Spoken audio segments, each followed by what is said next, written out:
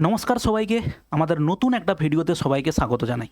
আজকের আমাদের আলোচনার টপিক হচ্ছে আমাদের ভারতবর্ষের গর্ব ইন্ডিয়ান এয়ারফোর্সের সমস্ত যারা পাইলট আছেন বা গ্রাউন্ড স্টাফ আছেন বা ইঞ্জিনিয়ারিং সার্ভিসে যে সমস্ত অফিসাররা কাজ করেন, সেই জায়গাতে আমরা কিভাবে পৌঁছতে পারি বা তার সিলেকশন প্রসেস কি আছে, কিভাবে পরীক্ষা হয়, সেগুলো আমরা আজকের এই ভিডিওর মাধ্যমে তুলে ধরবো। ওকে, চলো শুরু করা যাক। সেখানে হচ্ছে আমরা দুটো পরীক্ষা, উচ্চ মাধ্যমিক এবং আমাদের গ্র্যাজুয়েশন পরীক্ষা মেনলি, তারপরেই হচ্ছে এয়ারফোর্সে যাওয়ার জন্য আমাদের যে কমন অ্যাডমিশন টেস্ট হয় সেই সমস্ত পরীক্ষার মাধ্যমে যেতে পারি। প্রথমত আমরা বলতে পারি উচ্চ মাধ্যমিক পরীক্ষাতে পরে আমরা এনডিএ এক্সাম একটা পরীক্ষা হয় যেটা কন্ডাক্ট করে UPSC, union public service commission. সেখানে এই পরীক্ষাটা এনডিএ ন্যাশনাল ডিফেন্স একাডেমিতে যাওয়ার জন্য একটা পরীক্ষা হয় এনডিএ এক্সাম। এই এনডিএ এক্সাম বছরে হয় দুবার। এই দুবার পরীক্ষাতে প্রত্যেকবার যে সিলেক্ট হবেন, একটা পরীক্ষা হওয়ার পরে সিলেকশন প্রসেস কমপ্লিট হয়, আবার তারপরে হয় এনডিএ 2। বছরে দুবার পরীক্ষা হয়। এই দুবার পরীক্ষা দেওয়ার পরে আমরা ন্যাশনাল ডিফেন্স একাডেমিতে যেতে পারি এবং তারপরে সেখান থেকে সিলেকশন প্রসেস কীভাবে আছে আমরা পরপর আলোচনা করব। এবং আমরা গ্র্যাজুয়েশনের পরেও আমরা যেতে পারি এইভাবে, আমাদের এয়ারফোর্সে জয়েন করার জন্য পরীক্ষা দিয়ে যেতে পারি। সেখানে একটা পরীক্ষা হয় সিডিএস, কম্বাইন্ড ডিফেন্স সার্ভিস, একটা এক্সাম হয়। অ্যাপক্যাট একটা পরীক্ষা হয় এবং আর একটা হয় যেটাতে আমাদের রিটেন এক্সাম দিতে হয় না, কিন্তু তার সিলেকশন কিভাবে হয় সেটা আমরা আলোচনা করব। এনসিসি ডিরেক্টের মাধ্যমে আর একটা আমরা এয়ারফোর্সে জয়েন করতে পারি। ঠিক আছে স্যার, এবারে আমরা প্রথমে আসি। শুরু করার আগে একটা ছোট টার্ম আমরা ডিটেলসে একটু দেখে নিই, যেটা আমাদের পরবর্তীকালে প্রত্যেকটা পরীক্ষার, এনডিএ হতে পারে, সিডিএস হতে পারে এবং অ্যাপক্যাট হতে পারে, প্রত্যেকটা পরীক্ষার পরে আমাদের এই এসএসবি ক্লিয়ার মাস্ট করতে হবে। শুধু রিটিন এক্সাম করলে হবে না। অ্যাকচুয়ালি রিটিন এক্সামটা ধরা যেতে পারে প্রিলিমিনারি হিসেবে। তারপরে এই এক্সাম সার্ভিস সিলেকশন বোর্ডের মাধ্যমে যেটা পরীক্ষাটা হবে, এটা আমাদের ক্লিয়ার করার পরে তবে তারপরে ইন্টারভিউ হবে, তারপরে আমাদের ফাইনাল মেরিট লিস্ট হবে, তারপরে আমাদের ফাইনাল সিলেকশন হবে। ঠিক আছে, এবারে প্রথমে আসি এটাতে যাওয়ার। এসএসবি আমরা কি আছে, 5 দিন ধরে আমাদের এসএসবির এক্সাম চলে। 5 দিন, 5 দিনের মধ্যে কি থাকে, ডে 1 থাকে স্ক্রিনিং টেস্ট, যার মধ্যে objective reasoning intelligence test and picture perception and description test. Day 2 থাকে সাইকো টেস্ট থাকে এবং আদার্স কিছু এক্সাম থাকে। ডে 3 এবং 4 থাকে গ্রুপ টেস্ট থাকে, group discussion, progressive group task and military games. Day 5 conference and final result. এইভাবে 5 দিনের একটা আমাদের প্রোগ্রাম থাকে। তারপরে গিয়ে আমাদের ইন্টারভিউ হয়। ঠিক আছে, এটা কিন্তু ইন্টারভিউ নয়, এখানে সমস্ত কিছু গ্রুপ ডিসকাশন হবে, এক্সাম থাকবে, গেমস থাকবে, মিলিটারি গেমস থাকবে, তারপরে গিয়ে আমাদের কি থাকবে, ইন্টারভিউ, এবং তারপরে হয় সিলেকশন। ঠিক আছে স্যার, এবারে আমরা শুরু করি প্রথমে যেটা আমরা দেখলাম উচ্চ মাধ্যমিকের পরে এনডিএ এক্সামের মাধ্যমে। ঠিক আছে, উচ্চ মাধ্যমিক যোগ্যতায় বায়ুসেনা নিয়োগের পদ্ধতি NDA, national defence academy. National defence academy আমাদের আছে দেরাদুনে। ঠিক আছে, এই ন্যাশনাল ডিফেন্স একাডেমি, এই দেরাদুনে যাওয়ার যখন আমাদের এক্সামটা হয় এনডিএ এক্সাম, এই এনডিএ এক্সামের ফর্ম ফিল আপের সময় 3টে পোস্ট আমাদের পরপর করে সিলেক্ট করতে হয়। যেমন Indian air force, Indian naval academy এবং ইন্ডিয়ান আর্মি। এই 3টের মধ্যে যেটা আমি ফার্স্ট চুজ করব এবং আমার র্যাঙ্ক যেভাবে ওভারঅল হবে সেই অনুযায়ী আমি সিলেক্টেড হব। ঠিক আছে, বয়স 16.5 বছর থেকে 19.5 বছর। যোগ্যতা ফিজিক্স এবং ম্যাথামেটিক্স নিয়ে এইচএস পাস। শুধুমাত্র পুরুষরা এই পরীক্ষার মাধ্যমে, মহিলারা ফ্লাইং ব্রাঞ্চের জন্য এনডিএতে যোগ দিতে পারবেন না এবং অবশ্যই আনম্যারিড হতে হবে। একদম ভিডিওর শেষে অবশ্যই আমাদের হাইটের একটা মেজারমেন্ট থাকে, হাইট এবং ওয়েটের একটা চার্ট দেওয়া আছে। একদম ভিডিওর শেষে গিয়ে সেটা আমরা আলোচনা করব। ঠিক আছে, এই আমাদের এনডিএ পরীক্ষা। বছরে আমাদের দুবার হয় এই পরীক্ষাটা। এবং সেখানে কি হয়, পরীক্ষা পদ্ধতি কী আছে। আচ্ছা, এই এনডিএ পরীক্ষা আলোচনা করতে গিয়ে আমরা ছোট একটা ইনফরমেশান শেয়ার করি। 2024 এনডিএ 2 যেটা হয়েছিল, সেখানে ইমন ঘোষ বলে একজন, ও এইবারে এনডিএতে র্যাঙ্ক 1 করেছে ওয়েস্ট বেঙ্গল থেকে। অবশ্যই ফ্যামিলি ব্যাকগ্রাউন্ড, আর্মি ব্যাকগ্রাউন্ড। ওনার বাবা যিনি ছিলেন, বাবা আছেন, উনি আর্মির ব্যাকগ্রাউন্ড থেকে। এই জন্য দেশের বিভিন্ন প্রান্ত থেকে ঘুরে বিভিন্ন স্কুলে পড়াশোনা করেছেন এবং সেখানটাতে দেরাদুনের একটা কোনো কোচিং থেকে সেখানে কোচিং নেওয়া এবং দেশের মধ্যে র্যাঙ্ক 1 করেছে। যাই হোক, এই ছোট একটা ডেসক্রিপশান, একটা পেপার কাটিং আমি দিয়ে রাখলাম, পারলে কারোর পড়ার ইচ্ছা হলে এখানে পড়ে নেবেন। এবং প্রথম selection will join air force first selection, মানে যেটা হচ্ছে আমাদের এয়ারফোর্স, ইন্ডিয়ান আর্মি এবং ইন্ডিয়ান নাভাল একাডেমি, যেটা ফর্ম ফিল আপের সময় আমাদেরকে চুজ করতে হয় যে আমি কোন পোস্টটা ফার্স্ট প্রেফারেন্স রাখতে চাই, সেই হিসেবে ইন্ডিয়ান এয়ারফোর্স মেবি ফার্স্ট রাখা হয়েছে। ঠিক আছে, এবারে শুরু করি। নির্বাচন প্রক্রিয়া কী আছে। এনডিএ পরীক্ষাটা ইউপিএসসি কর্তৃক বছরে 2বার পরিচালিত হয়। জাস্ট ওটা কি হয়, লিখিত পরীক্ষা। এই ভিডিওটা আমরা ছোট শর্ট ইনফরমেশান হিসেবে বলছি। আমরা পরবর্তীকালে এনডিএ নিয়ে ডিটেলসে আলোচনা করতে পারি, প্রিভিয়াস ইয়ার কোশ্চেনের প্যাটার্ন আলোচনা করতে পারি এই চ্যানেলের মাধ্যমে। ঠিক আছে, তো এনডিএ পরীক্ষাটা ইউপিএসসি বছরে 2বার নেয়। এনডিএ প্রথমে হচ্ছে কি এসএসবি ইন্টারভিউ হয়, 5 দিনের প্রক্রিয়া। তারপরে হয় হচ্ছে মেডিকেল এক্সামিনেশন, তারপরে হচ্ছে হয় ফাইনাল মেরিট লিস্ট। ঠিক আছে, এরপরে ট্রেনিং কোথায় হয় স্যার? ট্রেনিং হয় 3 বছর এনডিএ পুনেতে, 1 বছর pre flying training air force academy হায়দ্রাবাদে। যখন 3 বছর এই যে আমাদের এনডিএ এক্সাম দেওয়ার পরে, এই যে এনডিএ পরীক্ষাটা হয়, পরীক্ষাটা দেওয়ার পরে আমরা যখন এনডিএ একাডেমিতে যে কোর্সটা কমপ্লিট করি, 3 বছরের কোর্স থাকে, ওটা অ্যাকচুয়ালি গ্র্যাজুয়েশন পোস্ট থাকে।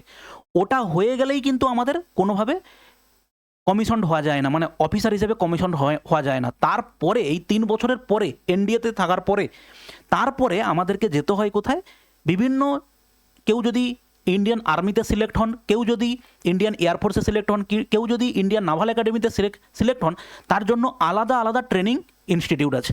ইন্ডিয়ান এয়ারফোর্সে যদি কেউ সিলেক্ট হয়, সেখানে 1 বছর pre flying training air force academy হায়দ্রাবাদে ট্রেনিং করতে হয়।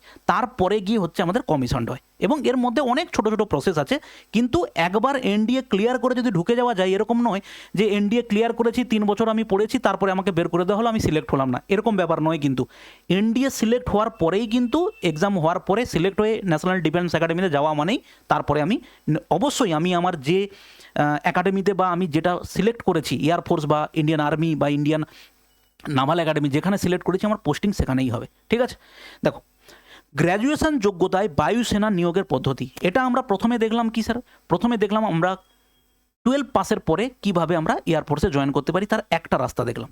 এরপরে আমরা দেখব গ্র্যাজুয়েশন পদ্ধতিতে। গ্র্যাজুয়েশন করার পরে আমরা 3টে পদ্ধতির মাধ্যমে হচ্ছে জয়েন করতে পারি এয়ারফোর্স।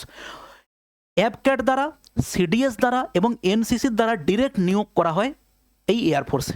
ঠিক আছে, এবারে এয়ারফোর্সের নিয়োগ হলেই আমি যদি এনডিএ বা পরবর্তীকালে সিডিএস নিয়ে আলোচনা করব, এটা আমি সিলেক্ট করা মানেই যে আমি অবশ্যই আমাদের যে সমস্ত আমাদের ফাইটার জেট আছে, মিরাজ বা মিগ বিমান অনেক পুরনো, যদিও রাফায়েল নতুনত এসছে বা সুখোই এসছে, আমি বা হচ্ছে লাইট যে সমস্ত হেলিকপ্টার আছে, সেগুলোতে আমি যে কমিশন হওয়া মানেই আমি চুজ করতে পারবো যে আমি কোনটা চালাবো বা আমি এই এয়ারক্রাফটটাই আমি চালাতে চাই। এটা কিন্তু এইভাবে হয় না।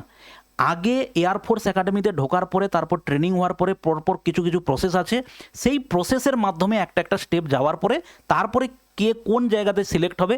কেউ হয়তো গ্রাউন্ড স্টাফেও সিলেক্ট হতে পারে, কেউ ইঞ্জিনিয়ারিং সার্ভিসে যেতে পারেন, কেউ হচ্ছে সুখোই চালানোর জন্য পাইলট হিসেবে সিলেক্ট হতে পারেন, কেউ তোমার আপনার যে সমস্ত আদার্স যে সমস্ত আমাদের এয়ারফোর্সের যে সমস্ত বিমান আছে বা হচ্ছে হেলিকপ্টার আছে, সেগুলোতে আদার্স কিন্তু সিলেক্ট হতে পারে। এবং আর একটা ইনফরমেশান, কেউ সিলেক্ট হওয়ার পরে তাকে যেই বিমান কমিশন করা হয়, যে বিমান চালানোর জন্য তাকে দেওয়া হয়, ওটাই কিন্তু সারা জীবনের জন্য ওটাই চালাতে হবে। ওই রকম নয় যে আজকের হচ্ছে রাফায়েল চালানো হলো, কয়েকদিন পরে সুখোই চালানো হবে, এরকম নয়।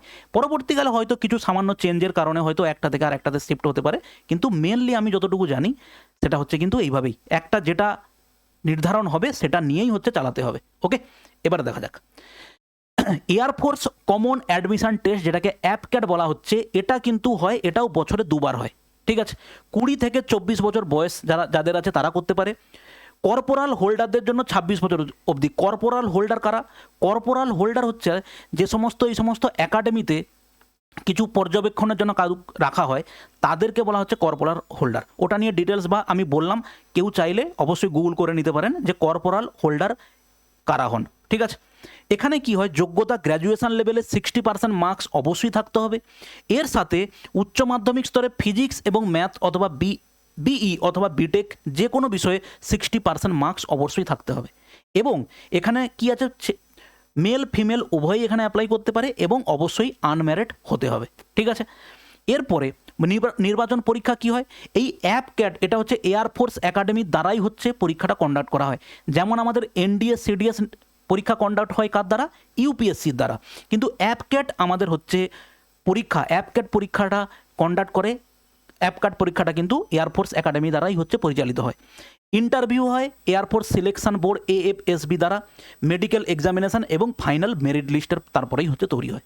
ঠিক আছে, এরপরে ট্রেনিং কোথায় হয়, এয়ারফোর্স একাডেমি হায়দ্রাবাদে 1 বছরের ট্রেনিং হয়। ওকে, এরপরে কম্বাইন্ড ডিফেন্স সার্ভিস 20 থেকে 24 বছর, গ্র্যাজুয়েশন পাস, সাথে ফিজিক্স এবং ম্যাথ নিয়ে এইচএস পাস অথবা বিই এবং বিটেক পাস হতে হবে। শুধুমাত্র এখানে মেল ক্যান্ডিডেট অ্যাপ্লাই করতে পারবেন এবং হচ্ছে অবশ্যই আনম্যারিড হতে হবে। ওকে, এবারে নির্বাচন প্রক্রিয়া কি আছে, সিডিএস পরীক্ষা ইউপিএসসি কর্তৃক বছরে 2 বার হয়।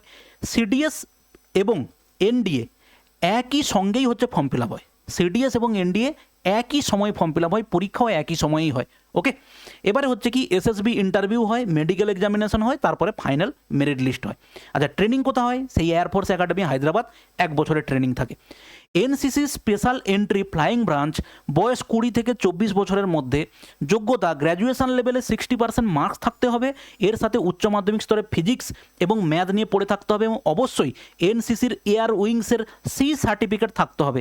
এটা নিয়ে ডিটেলস কোনো সময় আমরা একটা আলোচনা করব, কিন্তু এই মুহূর্তে যদি জানার ইচ্ছে হয় অবশ্যই আপনি গুগল করে নিতে পারেন যে NCC air wing C certificate, দেখবেন একদম ডিটেলসে দেওয়া আছে, ওখান থেকে অবশ্যই জানতে পারবেন। অবশ্যই আমরা পরবর্তীকালে এটা ডিটেলস একটা ভিডিও আলোচনা করতে পারি। যারা এনসিসিতে এই মুহূর্তে অনেক বয়স কম আছেন, যে সমস্ত গার্ডিয়ানরা আপনারা দেখছেন, তাদের ক্ষেত্রে সুবিধা হবে, ছেলে মেয়েকে চাইলে আপনারা এনসিসিতে পাঠাতে পারেন এবং অবশ্যই এই সি সার্টিফিকেট যেখান থেকে যেভাবে দেওয়া যেতে পারে সেই প্রসেসের মাধ্যমে আপনারা এগোতে পারেন। ঠিক আছে, এখানে পুরুষ মহিলা উভয়ই অ্যাপ্লাই করতে পারেন এবং অবশ্যই অবিবাহিত হতে হবে। ঠিক আছে, এবারে একদম শেষে আমরা চলে এসেছি এই ভিডিওর, যেখানে আমরা আলোচনা করব যে একটা হাইটের একটা চার্ট আছে ছেলেদের জন্য মেয়েদের জন্য। এবারে এই যেটা এনসিসি সি সার্টিফিকেট যাদের থাকবে তাদের হচ্ছে সুবিধা কি, ডিরেক্ট এসএসবি ইন্টারভিউতে যেতে পারবে ডিরেক্ট, এতে কিন্তু অল ইন্ডিয়া বেসিসে কোনো রিটেন এক্সামে বসতে হবে না।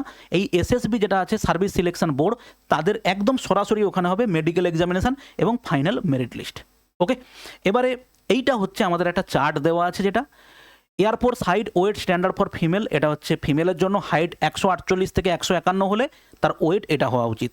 ঠিক আছে, এবং ছেলেদের ক্ষেত্রে 152 থেকে 158 হতে গেলে এটা 159 থেকে এটা। এবারে এটা হচ্ছে আমাদের, আমি সম্ভবত কোনো একটা জায়গায় দেখেছিলাম, পড়েছিলাম, যেটা হচ্ছে অন্যান্য এয়ারক্রাফটের থেকে সুখোই এয়ারক্রাফটের জন্য লেগ লেন্থ একটু হয়তো বড় লাগতে পারে, আমি সামান্য মনে নেই, কিন্তু আমি এটা হয়তো কোথাও পড়েছিলাম। তো পারলে একবার গুগল করে চেক করে নেবেন যে এটা কতটা ঠিক। এবং এটা হচ্ছে একটা হাইট ওয়েটের মেজারমেন্ট দেওয়া আছে এবং ডিটেলস নোটিফিকেশান যখন আসবে আমরা ছোট ছোট করে আলোচনা করব এই ভিডিওগুলোর মাধ্যমে, সেখানে কিভাবে অ্যাপ্লাই করা যেতে পারে, কিভাবে মেডিকেল স্ট্যান্ডার্ড কী হওয়া থাকতে হবে, যার জন্য আমরা এই সমস্ত পরীক্ষাতে অ্যাপ্লাই করতে পারি। অবশ্যই ভালো থাকবেন, দেখা হচ্ছে আমাদের নেক্সট কোনো ভিডিওতে, বাই।